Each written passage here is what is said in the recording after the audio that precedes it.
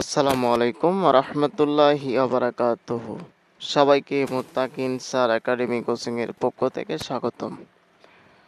বরাবরের মতো আজও আমি তোমাদের সামনে আরো একটি গুরুত্বপূর্ণ ম্যাথ নিয়ে হাজির হয়েছি। আজ আমরা আলোচনা করব প্রিন্সিপালস অফ ফাইন্যান্সের খুব গুরুত্বপূর্ণ একটি চ্যাপ্টার, স্টক ভ্যালুয়েশন। এই চ্যাপ্টারটি হতে আমাদের লেকচার শিট বা পিডিএফ সাজেশনের প্রবলেম 13 আলোচনা করব ইনশাল্লাহ। তো প্রথমত প্রশ্ন পড়ে আমরা বুঝে নিব কি বলেছে প্রশ্নে বলা হয়েছে প্রোমাইটি কর্পোরেশন জাস্ট পেইড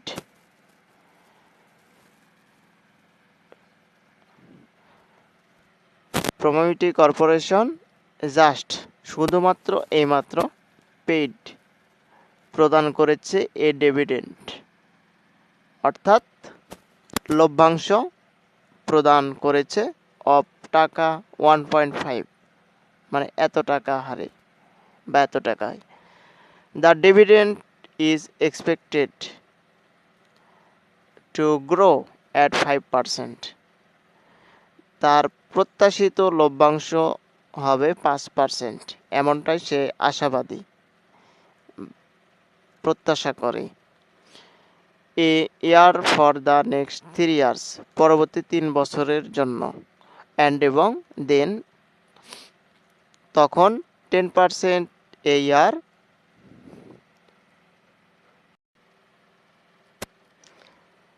দেয়ার আফটার, মানে পরবর্তীতে 10% হারে এটা বৃদ্ধি পাবে। এখন বলা হয়েছে ইফ, যদি the farm required rate of return, যদি রেট অফ রিটার্ন ইজ 30% হয়, মানে 13% যদি হয়, দেন তখন বা তাহলে find the market value, market value বের করো অফ প্রোমাইটি কর্পোরেশনের। এই হচ্ছে মূলত প্রশ্ন। তো আমরা যদি এখানে লক্ষ্য করি, এখানে বেশ কিছু মান রয়েছে। কি রয়েছে? বেশ কিছু মান রয়েছে। কেমন? কথাটি লক্ষ্য করো। আমরা যদি দেখি, এখানে ফার্স্ট ডিভিডেন্ড ছিল, মানে প্রথম যে ডিভিডেন্ডটা আছে এটা ছিল 1.5।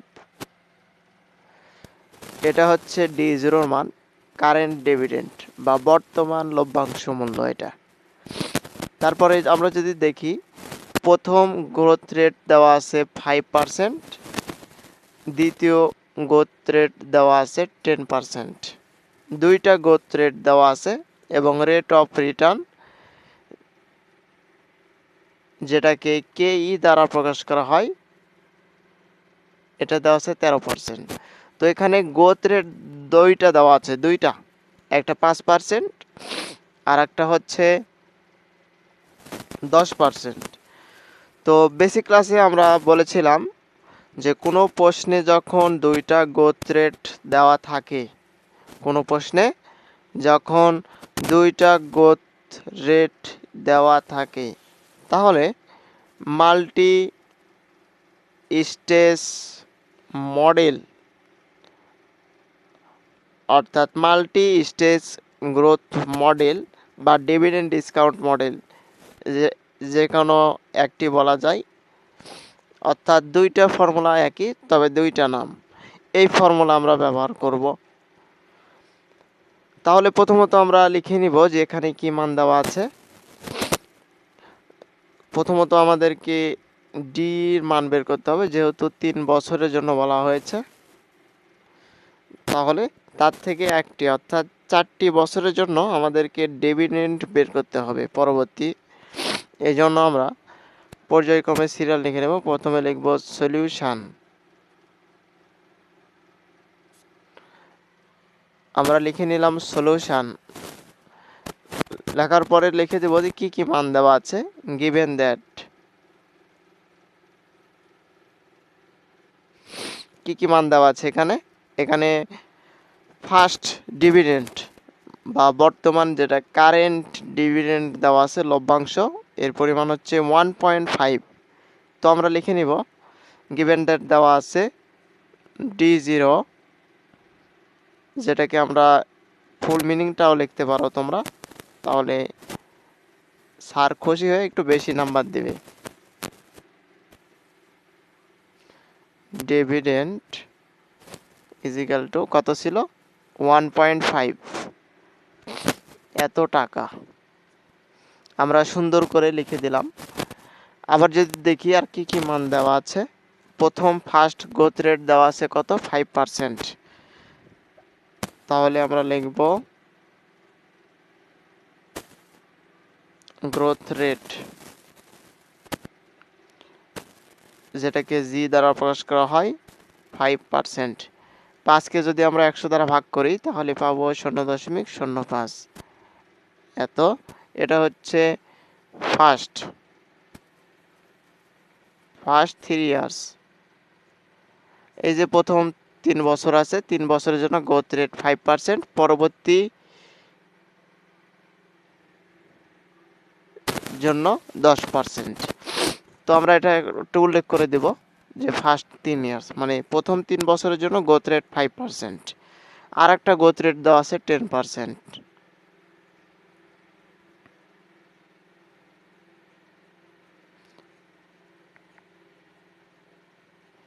এটাকে আমরা 10কে 100 দ্বারা ভাগ করব, তাহলে পেয়ে যাব 0.10।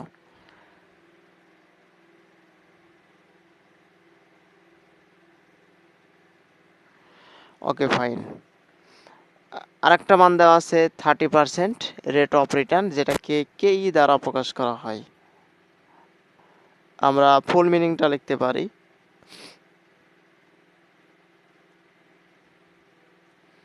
রেট অফ রিটার্ন,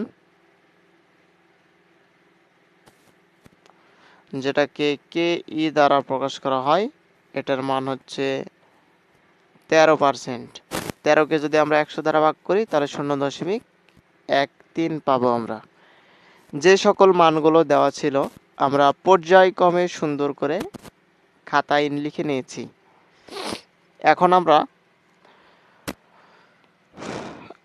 অঙ্কটি সমাধান করব।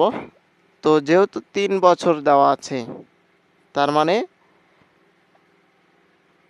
আমাদেরকে ডিভিডেন্ড বের করতে হবে 4 বছরের জন্য। এটাও তোমাদের অবশ্যই মাথায় রাখতে হবে। যদি 2 বছরের জন্য দেওয়া থাকে পরবর্তী, তাহলে 3 বছরের জন্য ডিভিডেন্ড বের করতে হবে, মানে একটা বেশি। যদি 4 বছরের জন্য দেওয়া থাকে তাহলে 5 বছরের জন্য বের করতে হবে। যদি 6 বছর দেওয়া থাকে তার থেকে এক বেশি, অর্থাৎ 7 বছরের জন্য ডিভিডেন্ড বের করতে হবে। যেহেতু প্রশ্নে বলে দিয়েছে 3 বছরের জন্য, আমরা তার থেকে একটি বেশি অর্থাৎ 4 বছরের জন্য ডিভিডেন্ড বের করব, লভ্যাংশ। তাহলে আমরা লিখে নিব নাও। এখন D1, এই যে পরবর্তী প্রথম বছরের জন্য ডিভিডেন্ড বা লভ্যাংশ, তাহলে D1 is equal to D0 হয়, মানে এর থেকে এক কম 1 প্লাস জি। এখন মান বসিয়ে দেব। D0 মান কত ছিল 1.5 এবং 1 প্লাস জি, জি মানে গ্রোথ রেট, অর্থাৎ 3 বছরের জন্য যে গ্রোথ রেটটা আছে এটাই আমরা এখানে বসিয়ে দেব। কত ছিল 0.05। এটা এবং এটা দুইটা যোগ করে এটা দ্বারা যদি আমরা গুণ করি, আমরা একসঙ্গে লিখব যাতে আমাদের অনেক সময় বেঁচে যায়। 1.575 হবে ক্যালকুলেটর করলে। এবার পরবর্তী বছরের জন্য অর্থাৎ D2, তাহলে D2 হলে এখানে কি হবে D1 হবে 1 প্লাস জি। এখন আমরা মান বসিয়ে দেব। D1 এর মান কি, এই যে একটু আগে যেটা আমরা পেয়েছি এই যে এই মানটা, তাহলে 1.575। এটার সাথে জাস্ট 1 প্লাস জি এর মান কত 0.05 বসিয়ে দেব। এটার সাথে এটা ক্যালকুলেশন করে গুণ করলে আমরা সহজে পেয়ে যাব 1.654। এখন 3 বছরের জন্য আমরা ডিভিডেন্ড বের করব, তাহলে 3 হলে এখানে হবে D2, ফর্মুলা একই। এখন D2 এর মান আমরা কত পেয়েছিলাম একটু আগে 1.654, আমরা লিখে দেব 1.654, এটার সাথে গুণ দিতে হবে 1 প্লাস 0.05, মানে এটার 1-এর সাথে যোগ করে জাস্ট গুণ দিতে হবে। দিলে আমরা সহজেই ক্যালকুলেশনের মান পেয়ে যাব 1.737। 3 বছরের জন্য আমরা বের করলাম। তো যেহেতু এখানে 3 বছরের পরবর্তী 10%, মানে দুইটা গ্রোথ রেট দেওয়া আছে, তো পরবর্তী 4 বছরের জন্য 3 বছরের জন্য গ্রোথ রেট কিন্তু এটি, অর্থাৎ 5%। যখন 3 বছর পার হয়ে যাবে বা পেরিয়ে যাবে, সেক্ষেত্রে আমরা 10% ধরব। এখানে তাই বলা আছে পরবর্তী 10 বছর, মানে 10% হারে ধরতে হবে 3 বছরের পর। তাহলে D4 এর জন্য ফর্মুলা আমরা লিখব কি? একই ফর্মুলা। তাহলে D4, তাহলে এখানে হবে D3, তারপর 1 প্লাস জি ইজিক্যাল টু D3 মানে একটু আগে আমরা পেয়েছিলাম 1.737, এর সাথে 1 প্লাস জি। জি এর মান কত? আগে আমরা নিয়েছি 5%, যেহেতু 3 বছর প্রশ্নে দেওয়া ছিল। পরবর্তী বছরের জন্য 10%, 10% মানে কত? 0.10। এই দুইটা মান যোগ করে এটার সাথে যদি আমরা গুণ করি ক্যালকুলেটরের সাহায্যে, তাহলে আমরা পেয়ে যাব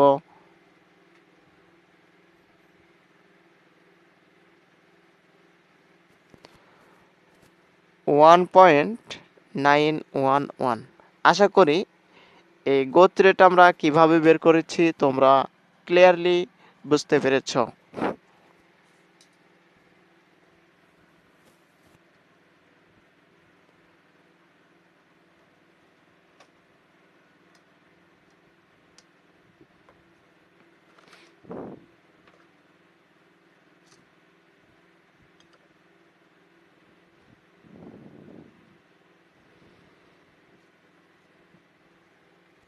এখন আমাদেরকে P3 মান বের করতে হবে। P3 মানে কি? P3 মানে হচ্ছে ডিএন। তাহলে এটাকে আমরা বলতে পারি ডিএন বা P3। তাহলে P3 অর ডিএন যে কোনো একটা নামে প্রকাশ করা যেতে পারে। এটার জন্য ফর্মুলা রয়েছে D4 divided by KE minus G. এই যে আমরা 4 বছরের জন্য বের করলাম, এই জন্য এখানে D4। তোমরা যে কয় বছরের জন্য বের করবা সেটি এখানে লিখে দিতে হবে আর কি। ঠিক আছে? আমাদেরকে বলা ছিল দুইটি গ্রোথ রেট, প্রথম 3 বছরের জন্য 5% এবং পরবর্তী বছরগুলোর জন্য 10% হারে। তো পরবর্তী বছরগুলো মানে 3 বছর পেরিয়ে 4 বছর আমরা ধরে নিলাম।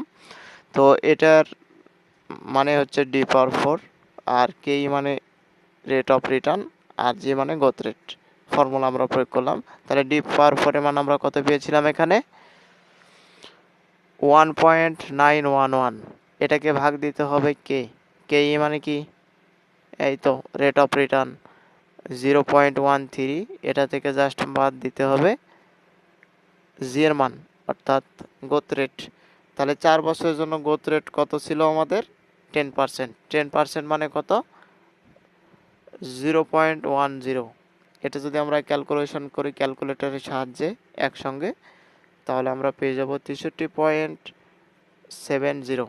আমাদের মূল কাজ শেষ। এখন আমরা সরাসরি ফর্মুলা প্রয়োগ করব, দেন ক্যালকুলেশন করব। Multi stage growth rate stage মডেলে যে ফর্মুলা আছে, এই ফর্মুলা আমরা প্রয়োগ করে ক্যালকুলেশন করব।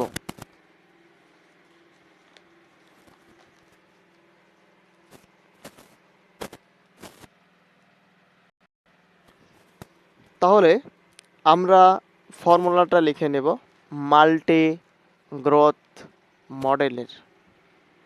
যেহেতু দুইটা গ্রোথ রেট দেওয়া আছে, আমরা জানি একের অধিক যদি গ্রোথ রেট দেওয়া থাকে সেক্ষেত্রে আমাদেরকে মাল্টি গ্রোথ স্টেজ মডেলে যে ফর্মুলা আছে এটি ব্যবহার করতে হয়। তো আমরা ফর্মুলাটা এখন লিখে নেব প্রাইস শেয়ারের মাল্টি স্টেজ গ্রোথ মডেলের। প্রথমে আমরা লিখে নিব উইনো, আমরা জানি কি জানি আমরা price of share, price of share এটার ফর্মুলা আমরা জানি, আমি নিচে লিখছি যাতে তোমাদের বুঝতে কোনো সমস্যা না হয়।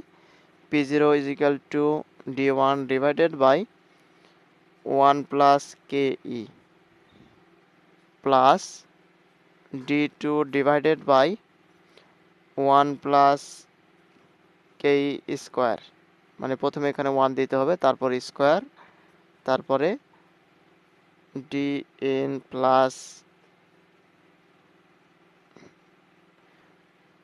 DN divided by 1 plus KE, তার উপর পাওয়ার হবে কিউব।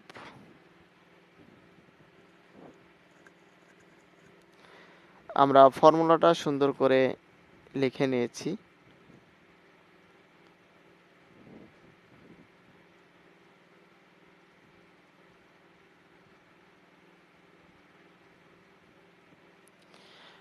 এখন আমরা মানগুলো বসিয়ে দেব। তো এখানে ফার্স্টে আমরা দেখতেছি যে এখানে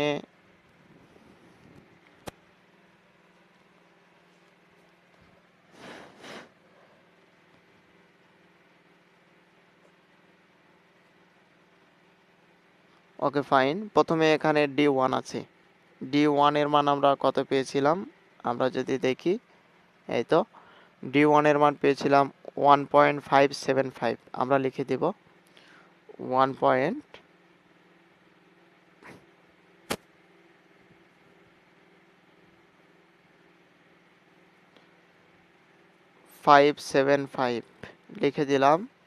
1 প্লাস কে এর মান কত, রেট অফ রিটার্ন 0.13, এর উপর পাওয়ার 1, মানে অন্য কিছু লেখার দরকার নেই, যা আছে তাই। তারপরে প্লাস D2 মান আমরা কত পেয়েছিলাম, D2 মান আমরা পেয়েছি 1.654, 1.654 লিখে দিব, ডিভাইডেড বাই 1 প্লাস কে এর মান কত 0.13, এর উপর আছে স্কোয়ার, জাস্ট আমরা ব্র্যাকেট দিয়ে স্কোয়ার দিয়ে দিব প্লাস। এখন মূল বিষয়, এখানে আমাদেরকে ভালোভাবে বুঝতে হবে, তাছাড়া অঙ্ক কমন পড়বে বাট ক্যালকুলেশন ভুল হবে যদি আমাদের বুঝতে সমস্যা হয়। লক্ষ্য করেন এখানে প্রথমে আমরা ডিএন দেখতে পাচ্ছি। ডিএন মানে কি, এই যে প্রথমে দেওয়া ছিল প্রথম 3 বছরের জন্য গ্রোথ রেট 5%, ওই 3 বছরের জন্য যে ডিভিডেন্ড আমরা পেয়েছি এটাই হচ্ছে আমাদের ডিএন এর মান। আর পরবর্তী ডিএন মানে এক কথায় P3 যে মানটা আমরা পেয়েছিলাম, এই তো এখানে আমরা বের করে নিয়েছিলাম, এই মানটাই মূলত পরবর্তী ডিএন এর মান। তাহলে প্রথম ডিএন হচ্ছে 3 বছরের জন্য ডিভিডেন্ড 1.737 এবং পরবর্তী ডিএন এর মান হচ্ছে 63.70, আমরা মানটি বসিয়ে দেব। তাহলে প্রথম মান কত, 3 বছরের জন্য 1.737, এটার সাথে যোগ দিতে হবে পরবর্তী ডিভিডেন্ড যেটা আমরা বের করেছিলাম 63.70, আমরা সুন্দর করে লিখে দেব 1 প্লাস কে এর মান কত 0.13, এর উপর পাওয়ার হচ্ছে কিউব। এখন জাস্ট আমরা ক্যালকুলেশন করব। আবার বলতেছি, এই যে প্রথম যে ডিএন আছে 3 বছরের জন্য আমাদেরকে প্রথম ফার্স্ট গ্রোথ রেট দেওয়া ছিল 3 বছরের জন্য, এই জন্য আমরা এই 3 বছরের জন্য যে ডিভিডেন্ড বা লভ্যাংশ দাঁড়িয়েছে এটা হচ্ছে প্রথম ডিএন এর মান। আর পরবর্তী ডিএন মানে যেটা আমরা স্পেশালিস্ট বের করে নিয়েছি P3, যেটাকে ডিএন দ্বারা প্রকাশ করা হয়, এটা ফর্মুলা ক্যালকুলেশন করে এই মানটা এসেছে, এটা হচ্ছে পরবর্তী ডিএন এর মান। তো তোমরা ফর্মুলায় এভাবে সুন্দর করে লিখে দিবা। ওকে ফাইন, এখন আমরা ক্যালকুলেশন করব। ক্যালকুলেশন অনেক ইজি, উপরে যা ছিল তাই,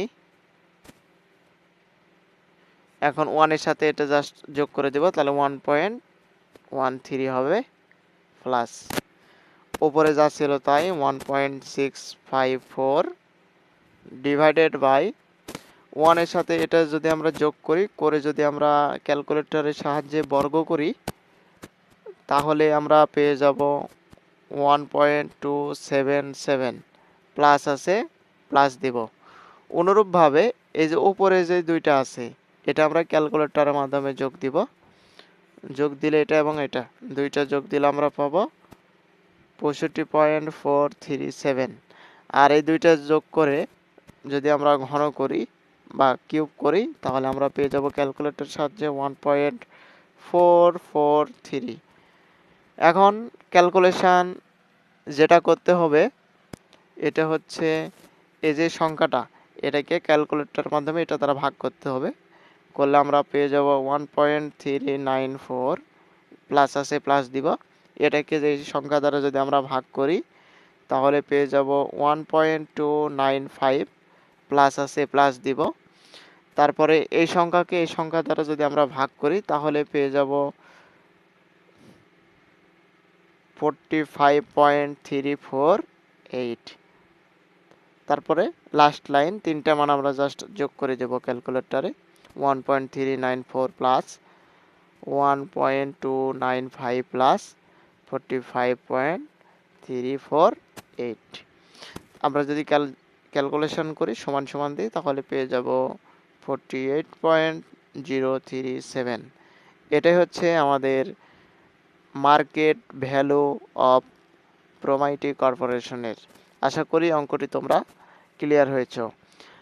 আমাদের অনলাইন চলমান প্রাইভেট ব্যাচ ভর্তির জন্য স্ক্রিনে দেখানো নাম্বারটিতে যোগাযোগ করতে পারো, অথবা আমি তোমাদেরকে লিখে দিচ্ছি, হোয়াটসঅ্যাপ করতে পারো এই নাম্বারে 01774 67 01776740949। এটা হচ্ছে আমাদের পার্সোনাল হোয়াটসঅ্যাপ নাম্বার। আমাদের প্রাইভেট ব্যাচে ভর্তির জন্য এই নাম্বারে যোগাযোগ করতে পারেন। সবাইকে ক্লাসটি দেখার জন্য ধন্যবাদ।